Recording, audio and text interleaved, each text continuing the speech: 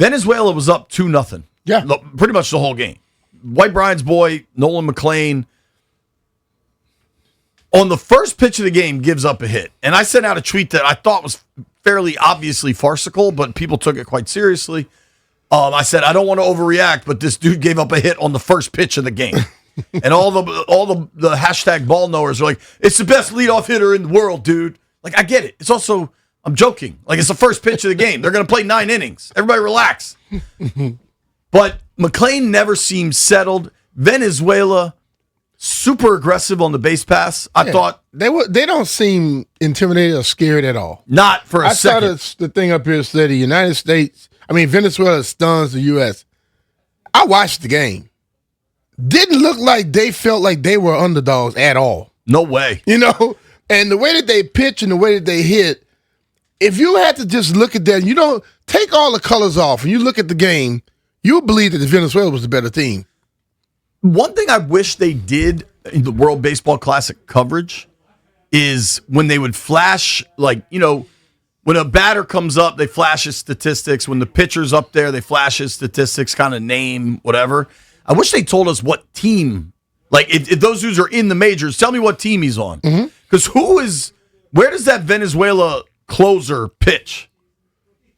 The Chicago Cubs. He's a stud. He's a stud. Bro, he lets it fly. And what is his, he has like, I'm fascinated by his fashion choices. Does he run his gold chains through his button? Because it looks like he's got half a gold chain and then it disappears.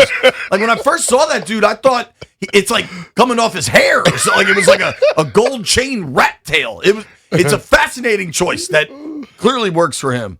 But Venezuela's up 2-0. The U.S. just lifeless. What was Aaron Judge's line last night? 0 for 5 with 2 Ks? Like just lifeless. And then a dude I have not rooted for in some time. A dude Bryce. I think spends far too much time worrying about his hair and his image. Bryce Harper steps up, and it's late in that game. Was that 7th, 8th inning when Bryce hit that homer? 7th, I think it was. 8th inning. Just an absolute rocket, no doubt, missile launch out of Lone Bank Depot Stadium, whatever the hell the Miami Stadium's called. Just a rocket. And you're like, oh my gosh, the U.S. is back in this tie game. And I was really happy for Bryce in that moment. Clearly, it meant a lot to, like, you could see the U.S. players in the dugout, like, that everybody was in. This was not like an exhibition thing. It kind of, hockey and baseball are very different sports, but this World Baseball Classic to me seemed to achieve the level of the Four Nations last year, the hockey joint. Not the Olympics, because the Olympics are always going to be on another level, but the Four Nations last year, remember we were all kind of stunned by how serious that was? Yeah. They were all fist fighting at the first puck drop and everything. The World Baseball Classic seemed to get to that level. And you could tell both these teams truly, truly cared. You know what I mean? Yeah. I mean, you have pride. I think that's the thing about it. When you playing for your country, you have pride, bro. And that comes out in the game. So. Well, and then Venezuela just doesn't blink. No. Does not blink, man. And they don't seem intimidated by nothing going on out there. I think it was Suarez had the double that brought in the go-ahead run. Again, Venezuela aggressive on the base pass. Didn't that dude get on to first and steal second that scored? And you could see, I am not going, I actually was going to try to reach out to my dude Alberto from Telemundo because he's Venezuelan, and I was at NBC yesterday, and maybe people are unaware of this. NBC4 and Telemundo 44 all share a newsroom. Like kind of, it's not dissimilar from us in 980. Like during breaks and stuff, we're all just hanging out there, right? And I was talking with Alberto before the game, Alberto Pimentia. Hopefully I'm saying that right. And he was like, man, we're all in on this because he's Venezuelan. There's some other folks there that are from Venezuela. And he's just like, this one means a lot for us. We are very, very into it. And I told him, I was like, well, dude, I've been rooting for you guys every game but tonight. Like, I'm not rooting for you tonight. But when you saw them win and you saw the emotions that came out from that win, we don't do politics. And then you consider everything that has happened in Venezuela. Like, I think it might have meant a little more for them. It could have. It probably did.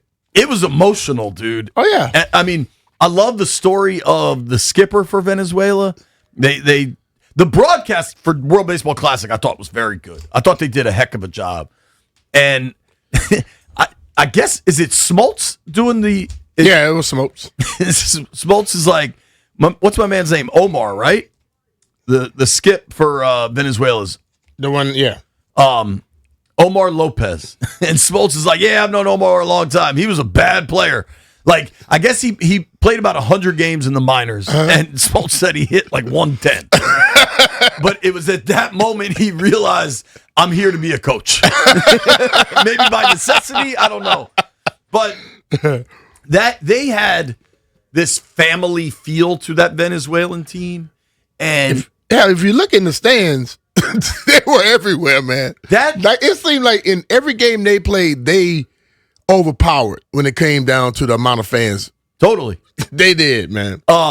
It was really cool. Again, I wanted the U.S. to win. When Bryce hit that home run was an electric moment, but Venezuela took it. The bottom of the ninth for the U.S., who came up? Schwarber, Roman Anthony. Was Roman Anthony the final out?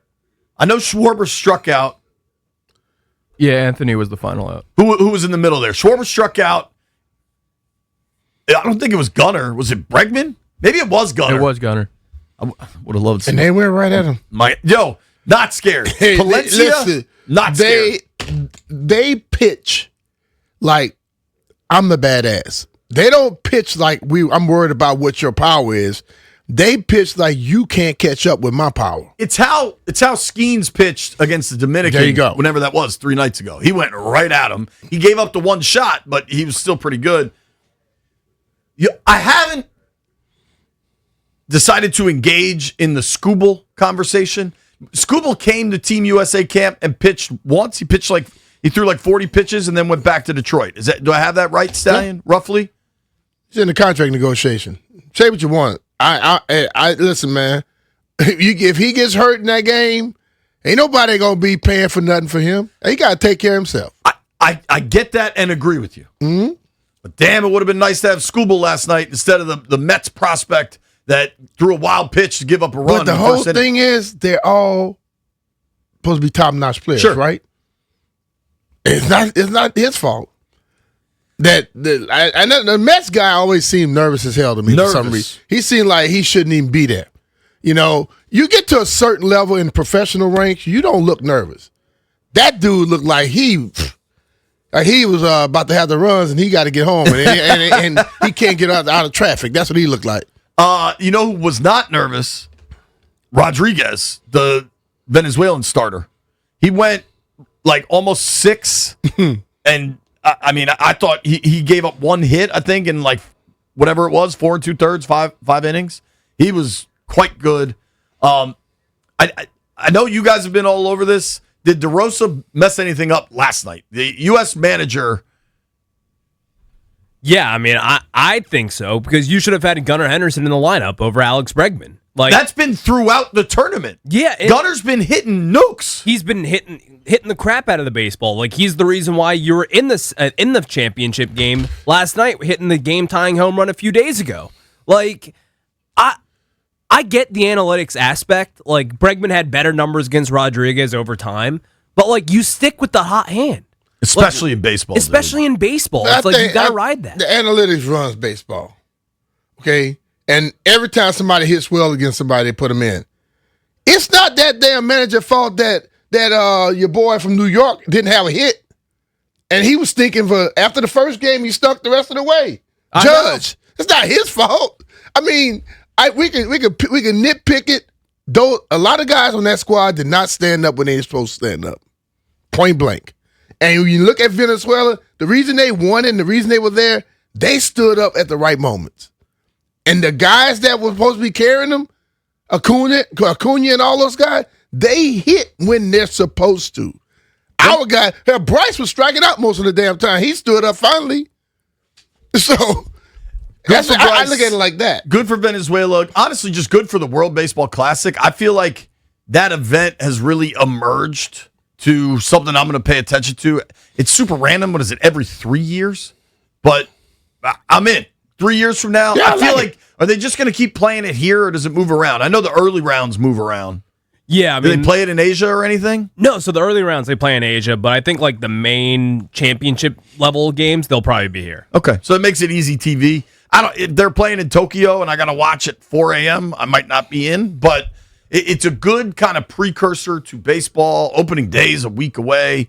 Congrats to Venezuela. That's how I feel.